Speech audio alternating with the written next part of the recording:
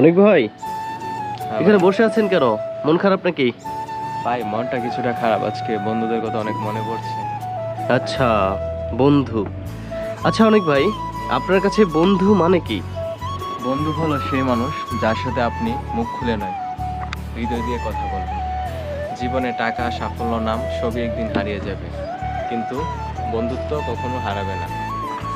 বন্ধু মানে সেই মানুষ যে আপনার দুর্বলতা জানে, তবু আপনাকে অনেক শক্তিশালী মনে করে। জানেন রাজ ভাই, মানে যখন মনে হয় পৃথিবী অনেক কঠিন, তখন বন্ধু পাশে দাঁড়িয়ে বলে, তুই পারবি, তুই একবার নয় আরেকবার চেষ্টা কর, তোর দ্বারা সবই সম্ভব হবে।